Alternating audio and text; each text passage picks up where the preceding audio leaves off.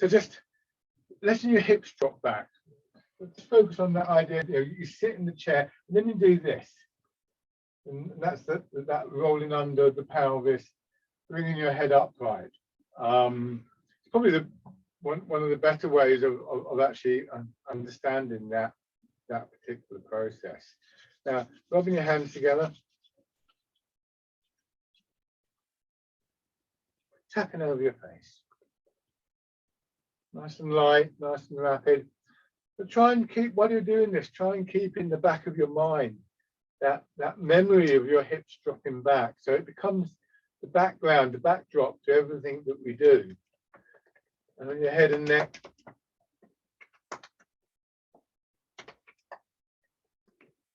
Down to one shoulder, your arm.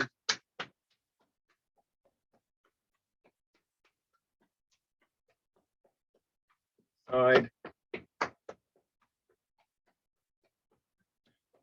The chest. Belly. And your legs.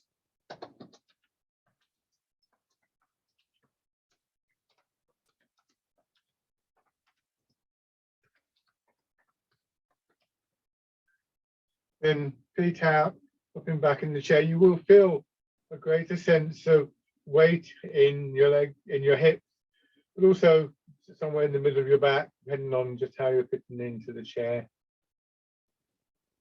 So with both of these points of contact, looking for this sort of sense of dissolving away. It's like water when it hits the ground, when it rains. It kind of takes a few moments to percolate down into the ground.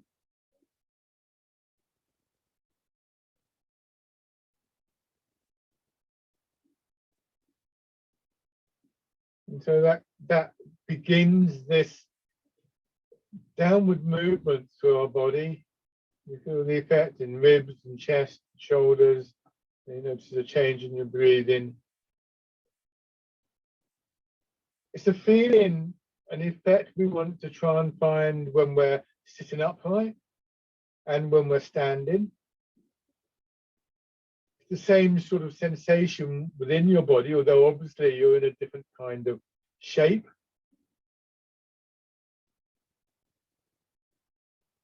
It becomes very much one of those guiding images, guiding memories that we want to be present with us when we're doing these exercises and beyond, of course.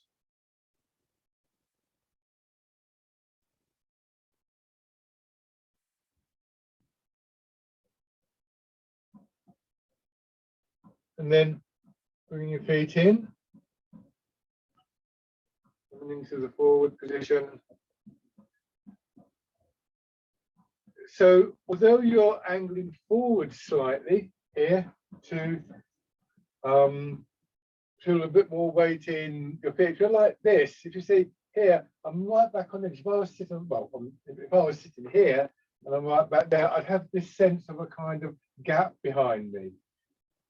And I want to do that. As it happens, I sit slightly forward on the chair, but I still want this to happen. But at the same time, as I do this, my shoulders are going forward. But I'm not doing this. I'm not kind of lifting my hips. So you can see what that does to my back. So if I kind of do this, I've now got a bit of strain in my back.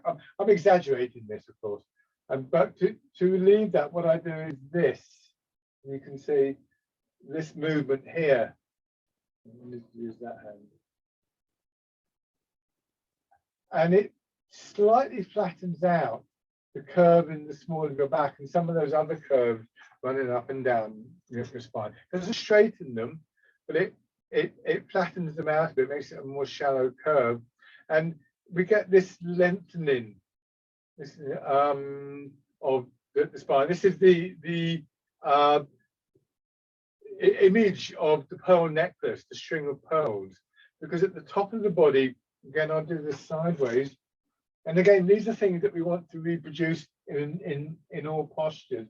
If I'm like this, my chin's sticking out, I let my hips drop back, but I pull my chin back in towards my Adam's apple, which means that there are these dual rotations of head and pelvis, which serve to extend the spine very gently.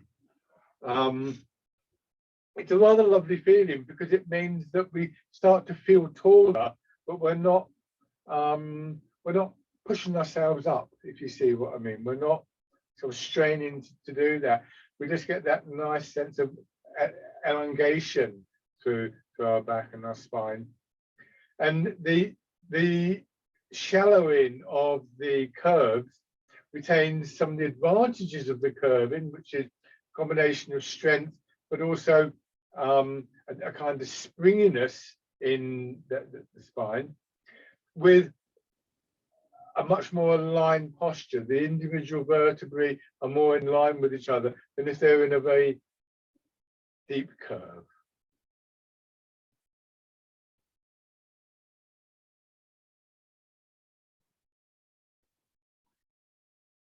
Then just turn in your head.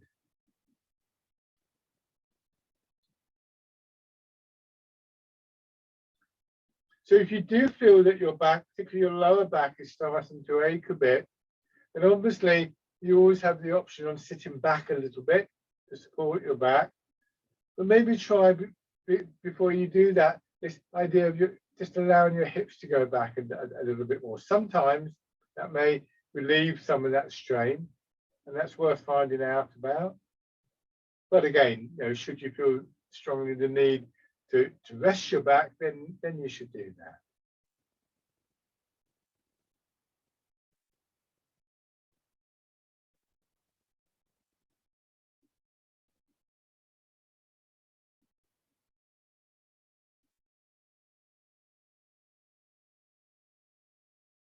And then your shoulders.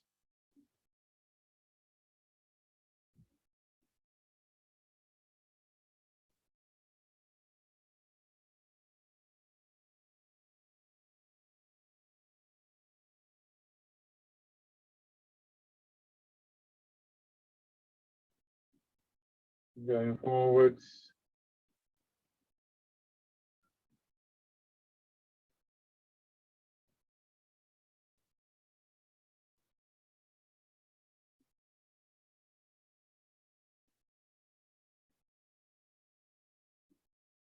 Hands down at your sides.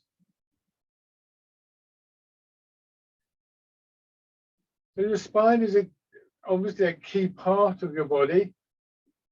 It contains major blood vessels and the central nervous system and so on, major energy channels. Also crucial for mobility.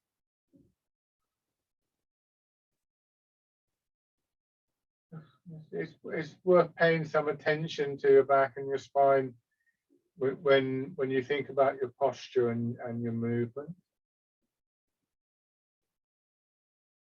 And then winding around.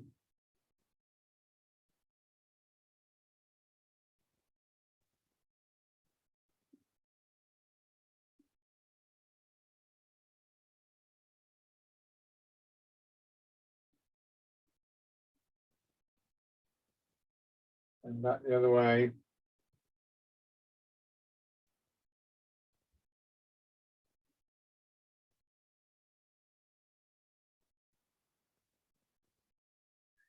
So as you angle forwards, that feeling of a lengthening through your spine should get stronger because once again, your head is moving away from a position above your hips.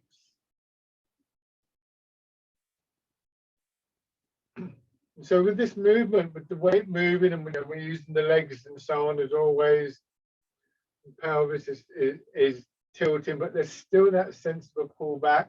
And as a result, we get this sort of pulsing, extension and contraction working through the spine.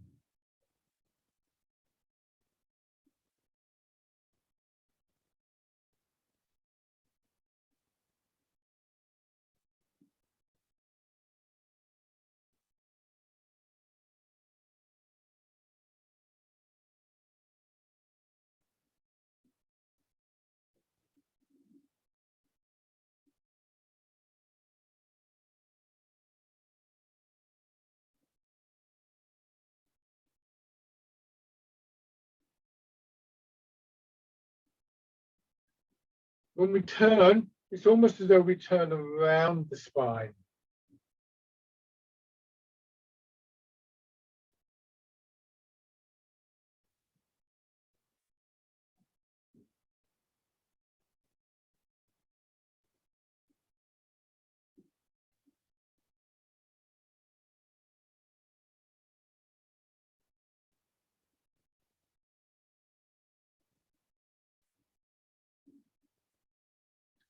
The other direction.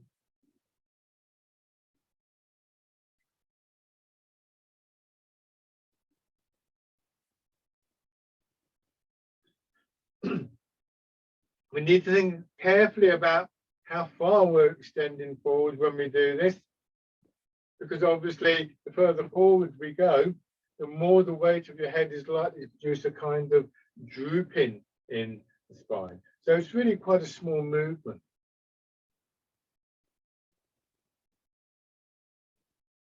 Going around in a circle.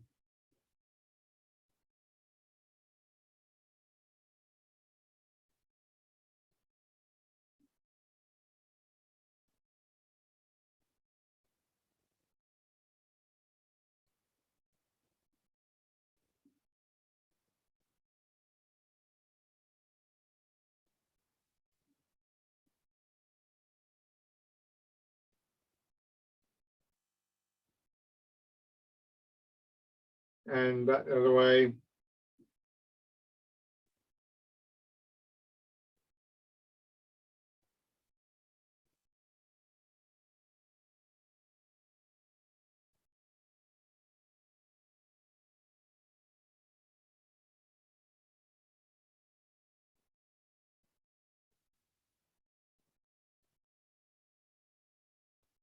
Back to your central position.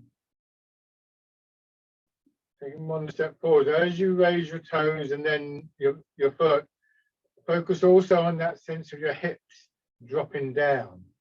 In fact, you could almost say that you initiate the raising of the leg through that dropping back of your hips. On the other side. This is exaggerating this a little bit, but it's kind of worth doing that, I think, because it is really important for our stability and our mobility. So it's almost like, again, if I show you from the side, I'm not sure how well you'll be able to see, but it's almost like I'm doing this. If you can see that, my hips going back in order to do this.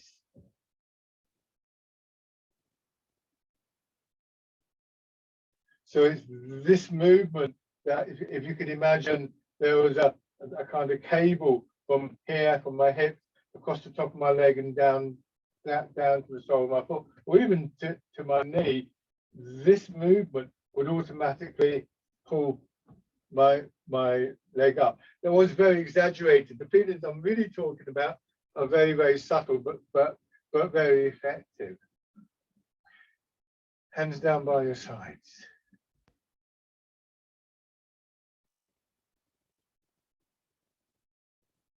Bird folds its wings.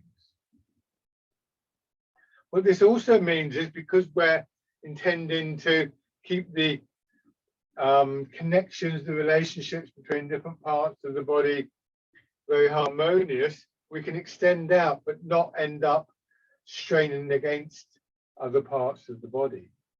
So it helps with the timing of the movement, because you want to go as far as possible, but without creating that tightening.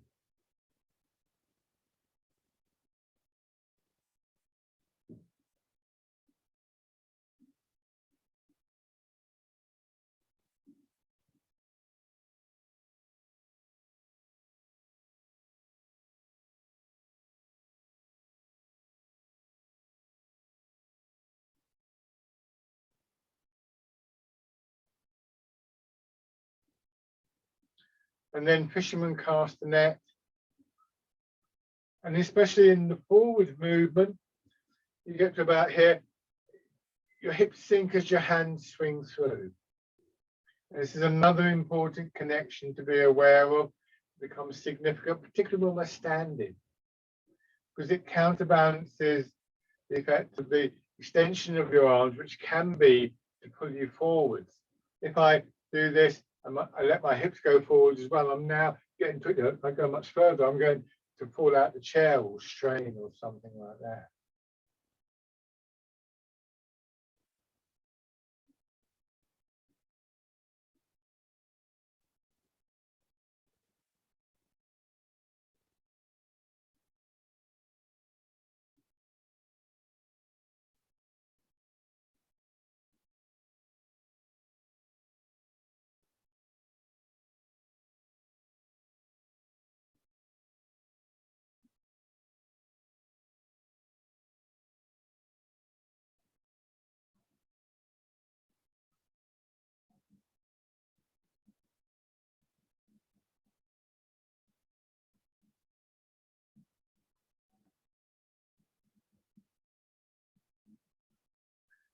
Then this time, coming over as though you're rolling the ball in towards your chest. Again, it's your hips dropping back, followed by your shoulders. Pull your arms over.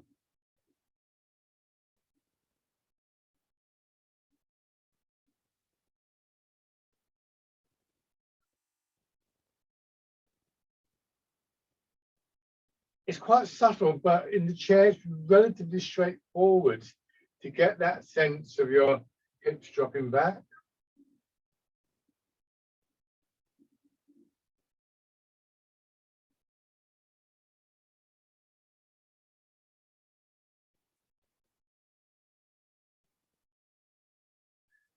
Because you haven't got to sort of struggle with your knees or anything like that, and you've got the security of knowing that your weight's supported by the chair.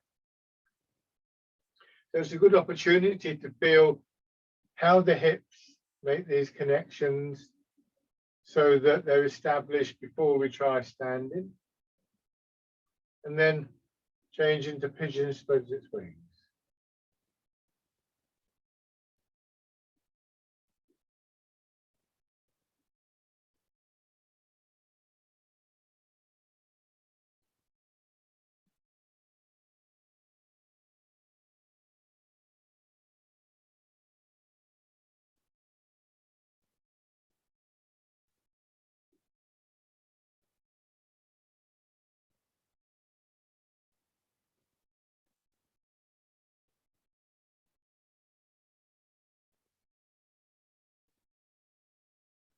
And pushing away. Palms of your hands pressing forwards, the weight pushing in behind them.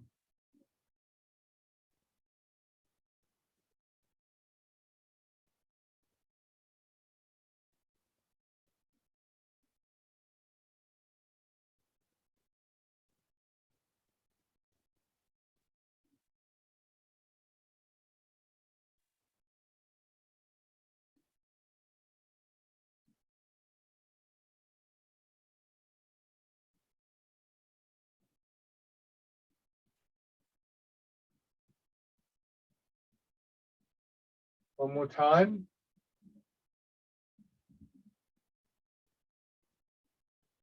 Hands fisted. Remember, hands just slightly above your legs.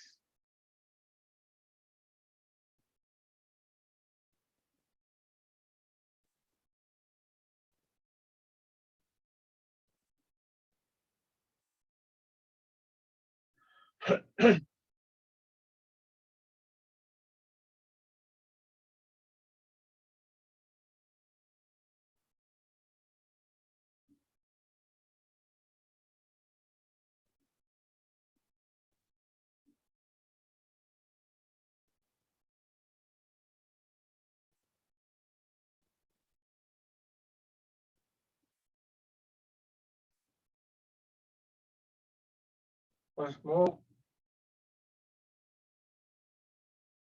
And turn your hands out.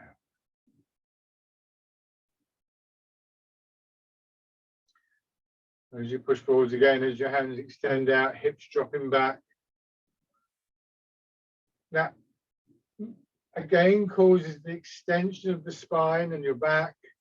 And so when we get to here, part of what draws our head back up is the following contraction. Expansion through your back and spine, contraction, as well as the push from your feet.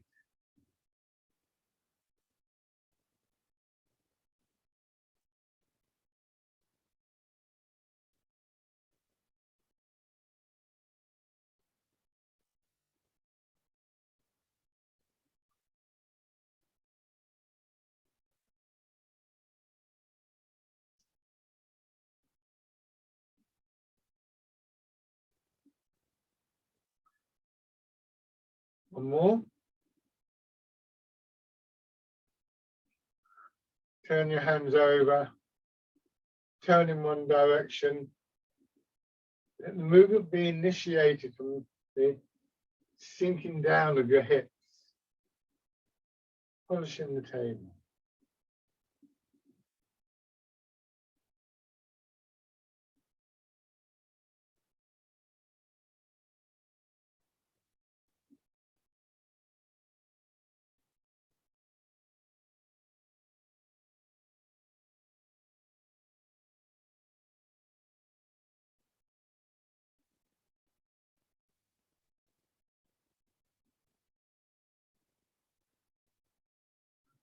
One more time after this one.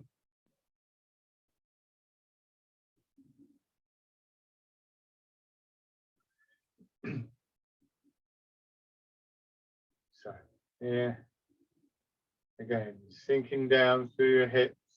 Feeling this time that as your head comes, shoulders come up, you get that opening through the front of your body, that wave-like movement, pushing your hands up and then down.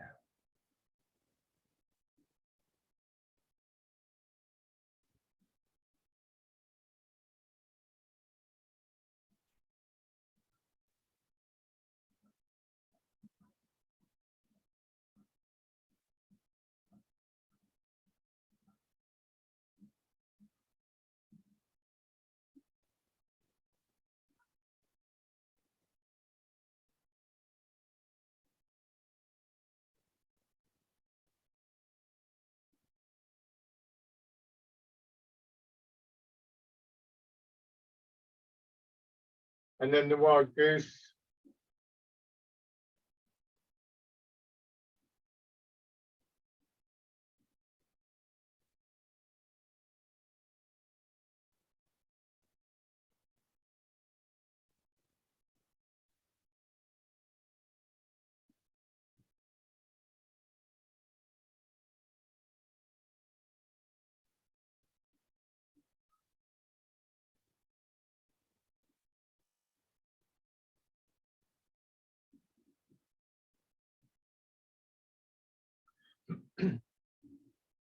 And part in the clouds. So as we go into part in the clouds, our hands end up usually somewhere above our shoulders. Again, letting your hips sink. I'm sure we're all familiar with the feeling of reaching up to get something off a shelf or something like that, and feeling that we're straining in our back, maybe even risking stumbling, falling or something like that. This can go a long way towards counteracting that.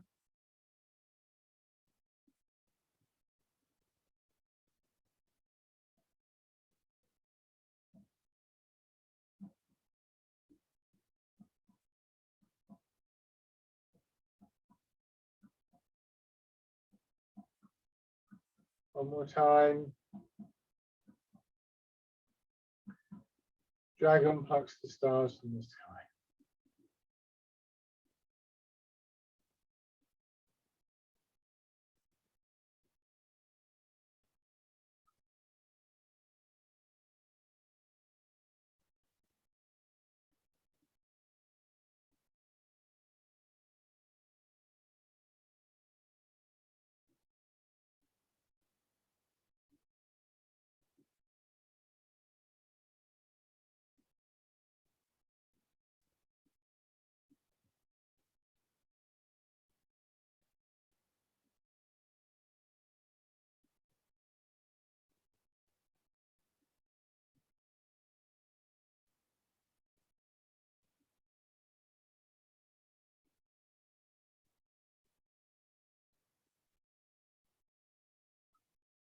Good. Now both hands together.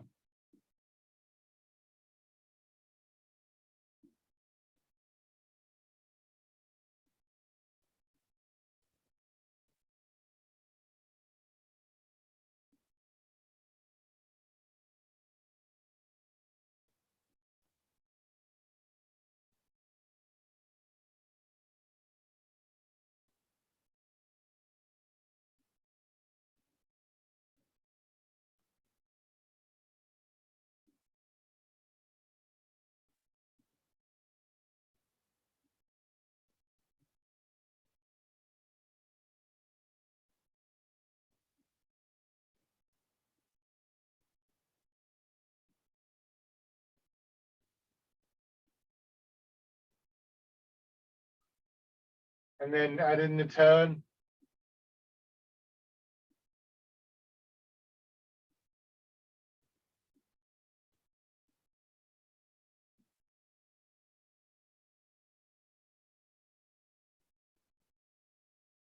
So you turn, changing the direction of the arm. Turn is all in center and hips, not twisting your spine, not twisting your back, straining your shoulders.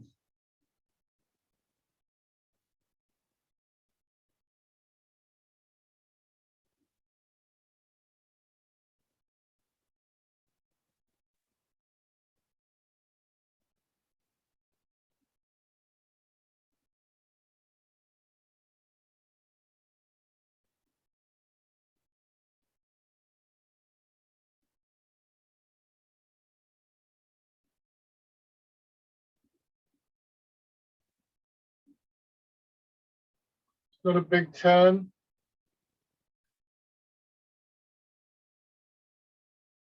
And then scooping the sea and looking at the sky.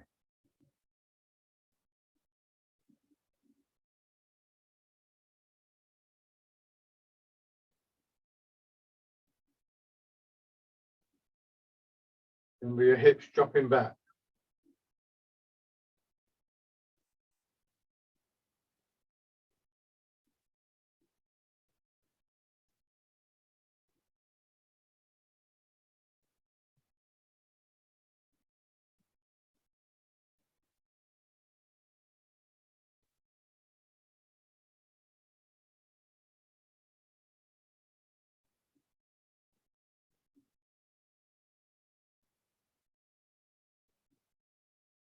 And grasping the tiger's ears, hands loosely twisted again, going forward. That lengthening in your back, helping to draw your arms over.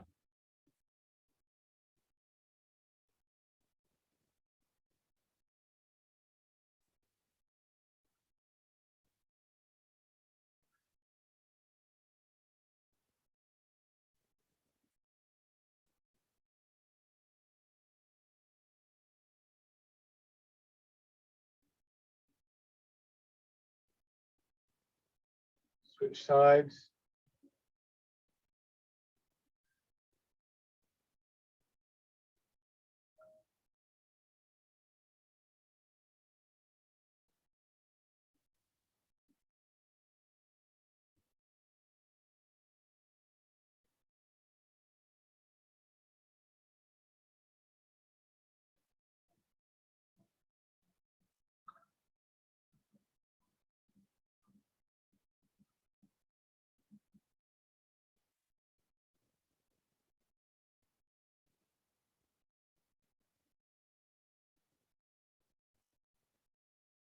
Change.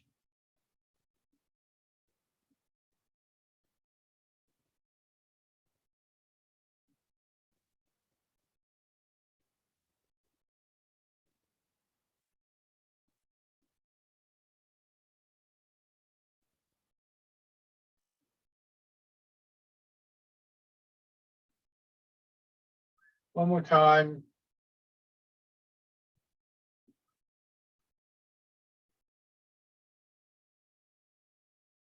Bring your feet parallel. Hands in front of you. So you're just sweeping water aside. Turn. Turn back.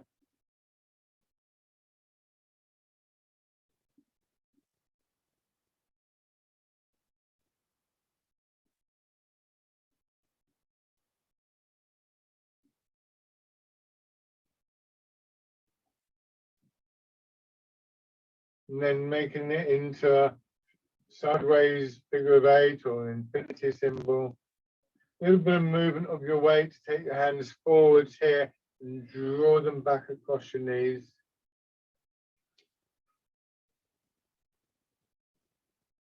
Almost like you're paddling the canoe.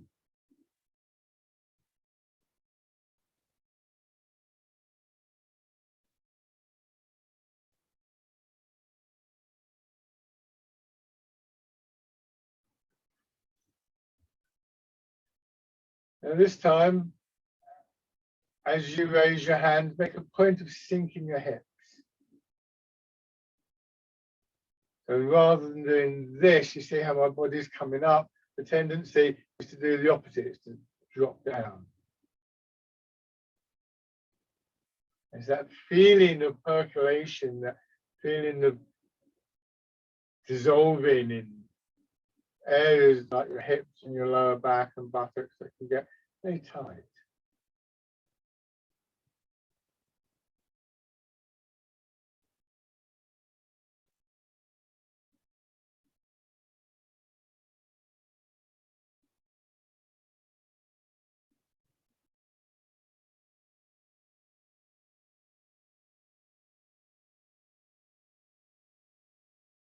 One more time. And just rest for a few moments.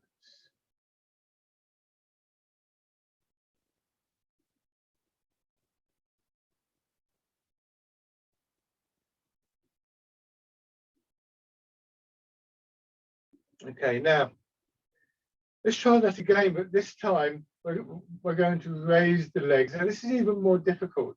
As your hands come up, your hips sink down, but your heel comes up as well, in the same way that when we were doing the stepping. So that when we do it like this, it's not going to be this.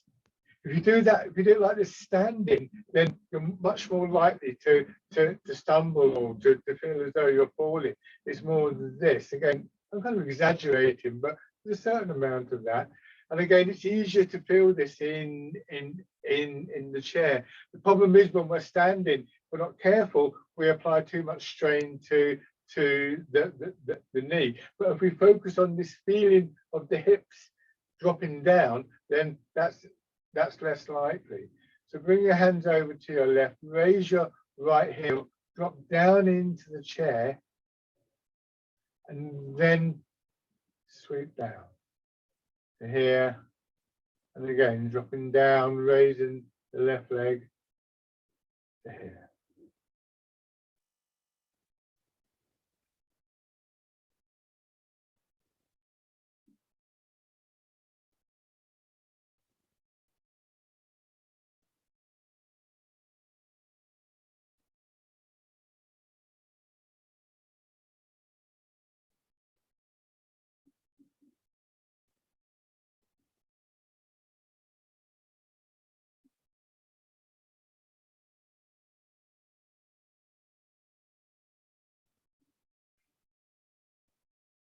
One more time after this one.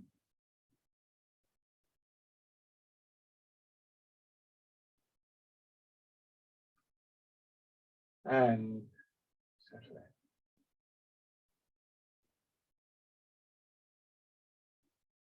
A couple of slow, gentle breaths. Just bring your attention back to the various things. Obviously, your weight dropping down, but your hips dropping back. Chin pulled in, feeling the lift through the ridge of bone at the back of your head, the occipital ridge.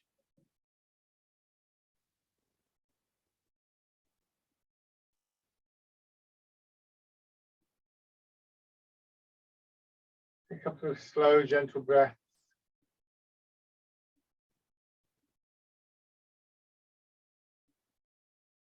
And then just rubbing your hands together again.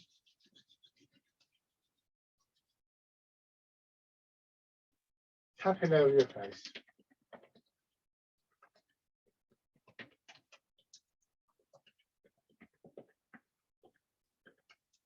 Over your head and neck.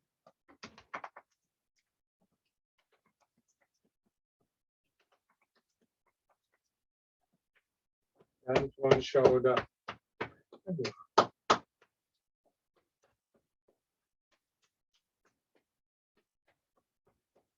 The other side.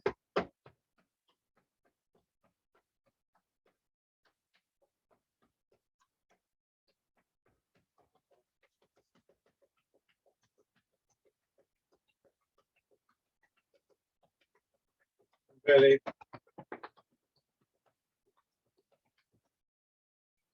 And quite strong on your legs.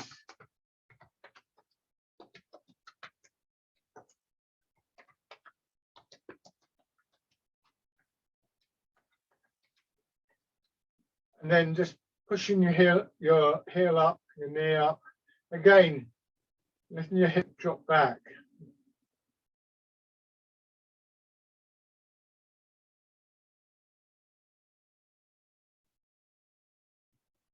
And going around.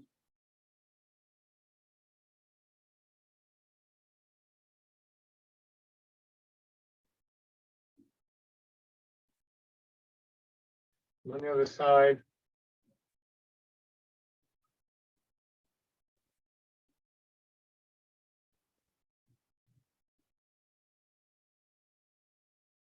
And around.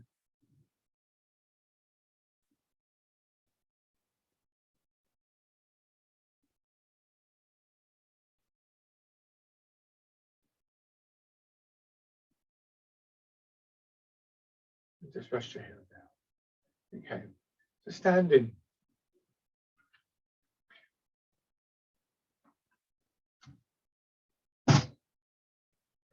So I've tried to describe this feeling in different ways. At some point I was describing it as though you're just perched on top of a fence with your hips and buttocks hanging over, for instance. Of course, then you would be leaning forwards because otherwise you'd fall back over the fence.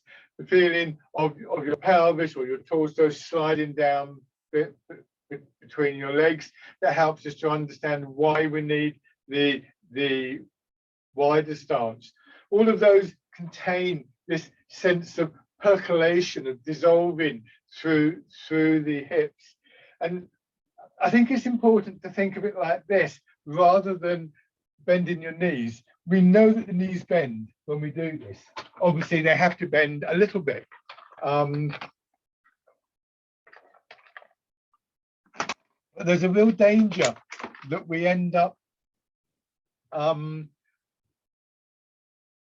thinking of rooting down as the knees bending. And in fact, what it is the knees bend to facilitate the dropping of the hips, but the real rooting down is here. So this is not a deep posture. We do use deep postures, and in part they're there to condition. They also help to really take our attention downwards and to take the root downwards. But just in ordinary and everyday terms, this is how we want to stand, like this rather than like this. And what we don't want to do is to stand like this and think, well, I better bend my knees. That's a pathway to knee problems. So this is the basic stance, and then you sink down a little more and push up. And then sink down. So you're loading the legs. You drop down, you get stronger in the legs, the muscles of the legs, and then the movement reverses. But it's here, the hips. Down and then up.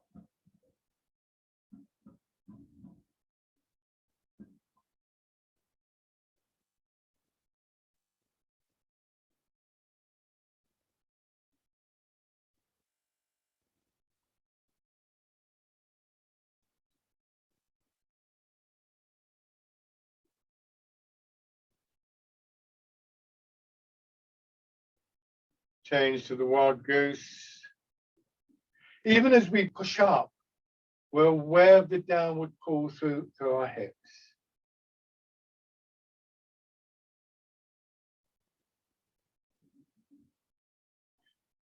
So the hips can rise up, but we're still feeling gravity pulling them down, which places limits on how far we can actually go up, which is a good thing.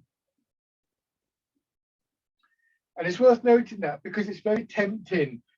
If I show this from the side, it's very tempting to sort of do this. And you can see I'm kind of leaning forwards. This is a very distinct movement in Tai Chi. We want to be wary of thinking that somehow we have to do a movement that's perhaps more akin to ballet, which would be like that or something like that. Not that I can do ballet, you understand. But,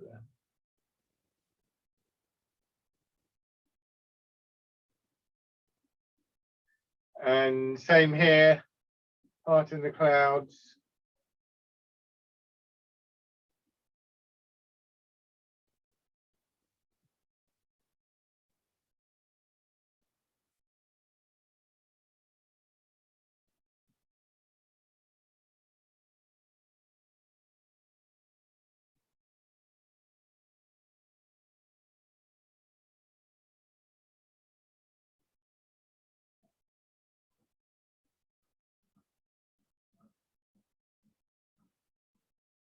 Now,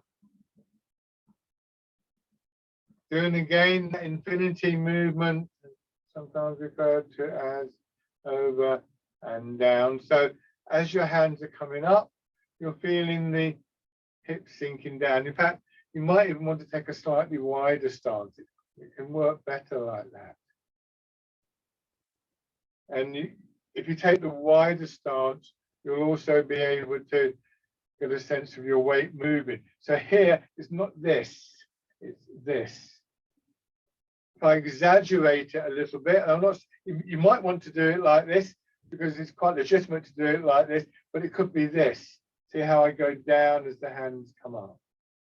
Trouble is, you don't come up in the hips, so sooner or later you'll just be brushing against the ground, wouldn't you? So it's more important, I think, to think of that feeling.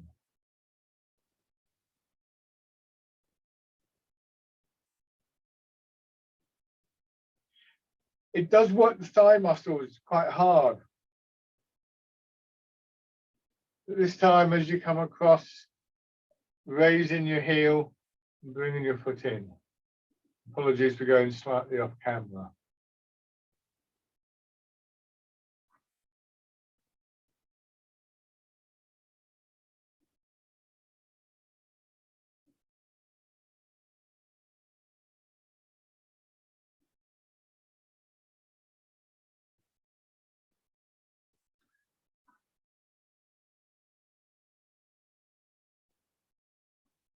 Just see this time as your hands come up and your hips drop down, whether that means that you can bring your knee up a little bit. In my case, I can't, obviously. Yeah. Dropping down.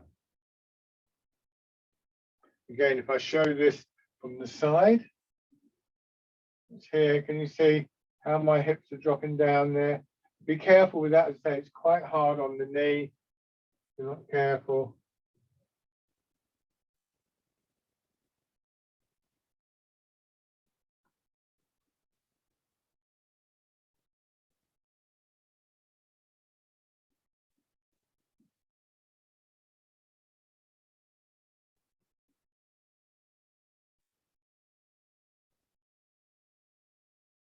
Good, and then shake out. Transferring the weight, and I've sometimes talked about this idea of just settling on the leg for a moment, but just resting on the leg as you to feel the weight moving down through it. And I'm not suggesting that you should get here and do this. That is tremendously hard on the knee, and although you can't see it from that angle, my knee has actually gone too far forwards. So at a certain point, we have to think, you'll see it more clearly here, but you see, when I physically drop a long way, see how this knee has overextended. But I've still got the feeling that I was talking about. And remember, these feelings become part of the intent in the movement. They perform the same function as the images that we use because they encourage a quality of that's happening within the body. And so that's a direct transfer of your awareness from what happens in the chair. In fact, sometimes even with standing classes, all standing classes, I get people to sit in a chair and go through some exercises with them so they can get the feeling of their hips sinking, which they can then build into their standing movements.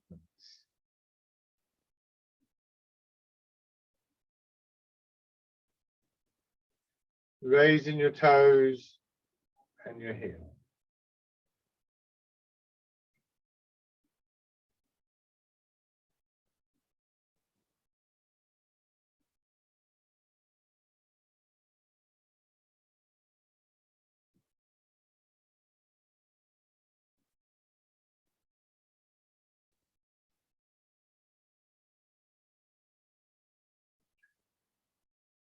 Focusing on that feeling of your hips sinking down, bring your foot through, and you raise it up a little bit. So when people say to me they can't stand on one leg, actually my usual reaction is to say good. Because it's not really about standing on one leg, although if you can be reasonably stable on one leg, and obviously two legs you're going to be even more stable, but mostly it's not a very practical thing, is it? But the other thing I could say is releasing your hip.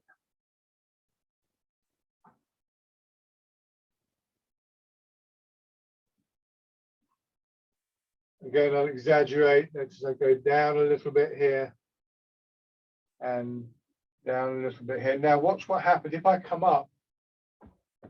I'm off very, very quickly. Have your other foot forwards. So it's a very subtle feeling, but a very crucial one.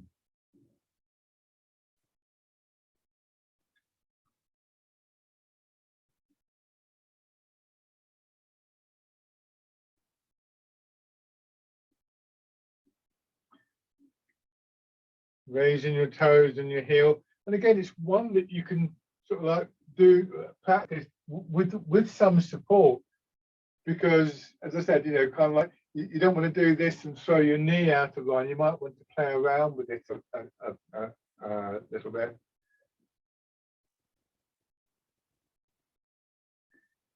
Stepping in.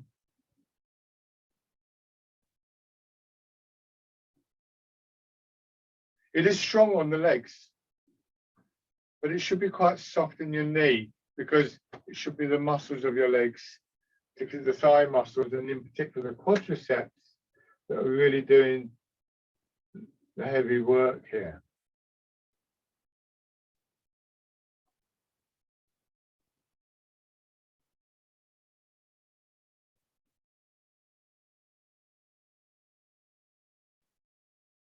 Now step through.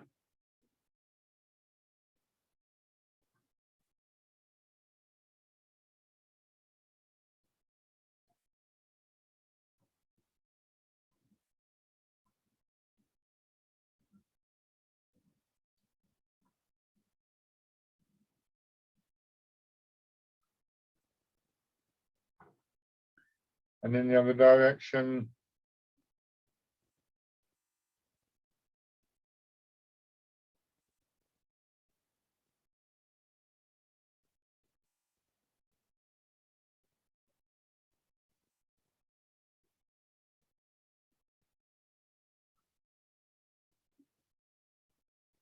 Okay.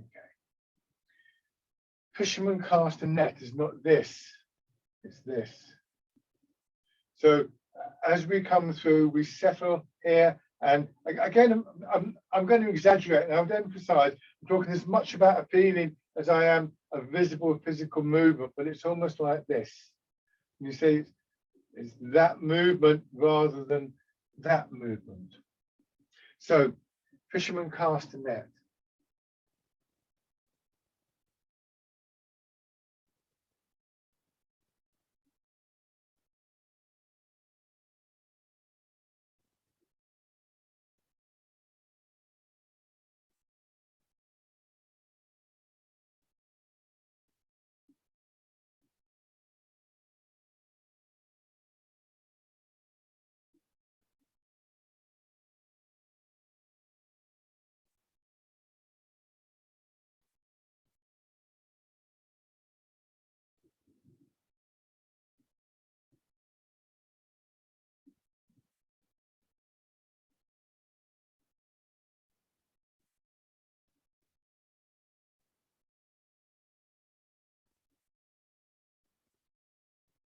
and then change into infinity movement, figure of 8.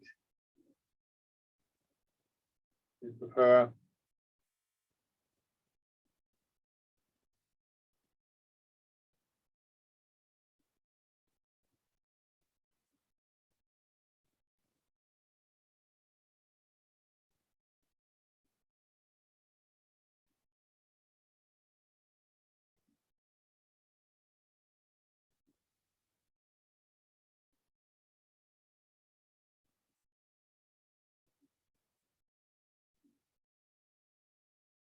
Stepping in.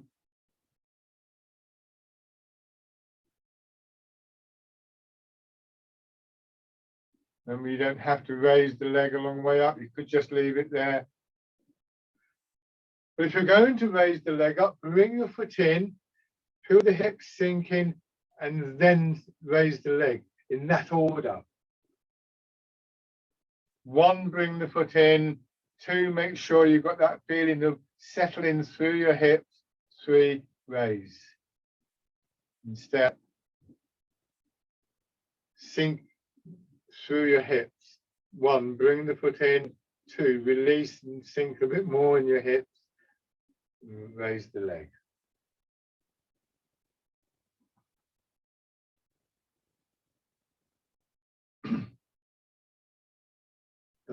And shake out. You may have noticed on the last one there, it wasn't deliberate. I'd like to claim it was, but it wasn't. But as I went to do this, there was a little bit of a wobble.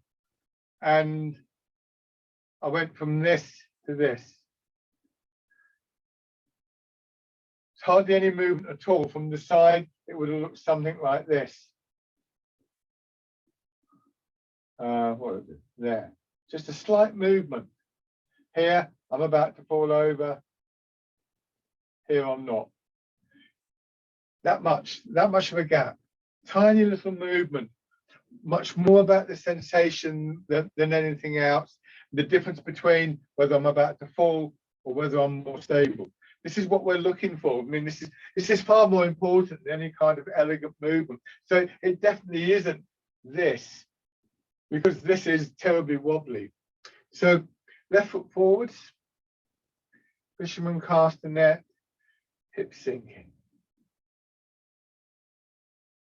Dissolving, percolating, draining, fluid. There's all sorts of ways we can label this. It needs to be some kind of understanding on your part that is useful to you. No one way of describing it is full or correct in that sense. But what's the right thing for you is the thing that you will recall in those moments of walking to the shops or something like that. When you stumble, can you go to this?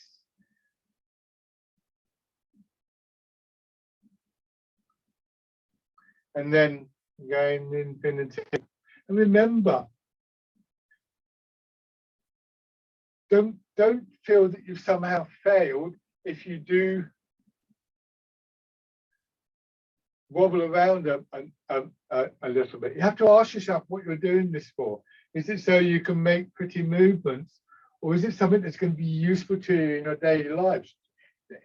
As you stumble in the walk to the shops. And the thing is,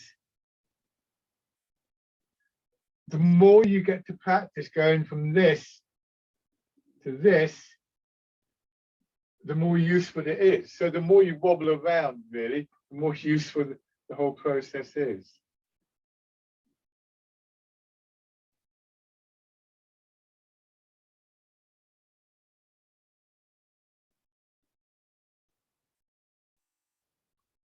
And then stepping through.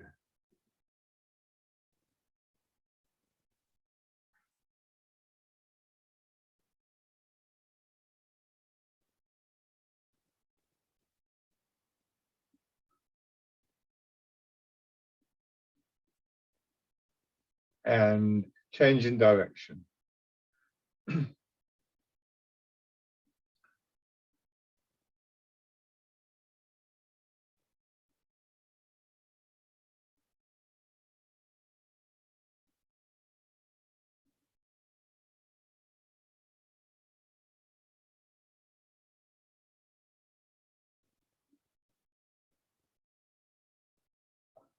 Okay, lovely. Back to your chair. Feel how this works as you sit down, because the chair straight. You might want to put your hands on the chair. You lean forwards. The hips go down onto the chair, and then you just roll back, and you feel again that sense of settling back. So this is not something unique to Tai Chi. This is something that our bodies do quite naturally. It's just that for various reasons we sort of do this. I think probably it dates from when we're kids at school and we're told to sit up straight.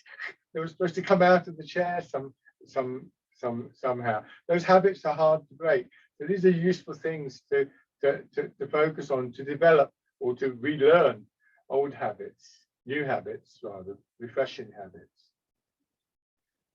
Okay, hands down by your sides again, and then embrace tiger, return to mountain.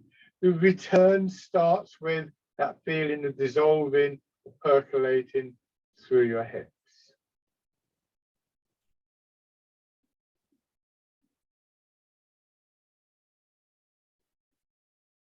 Starts a chain reaction of downward movement through your back,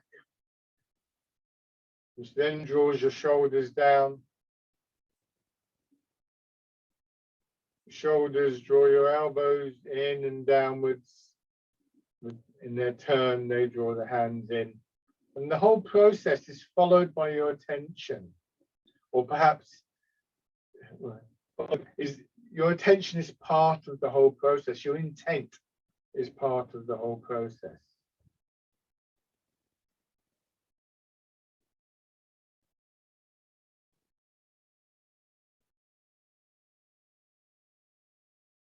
And rest.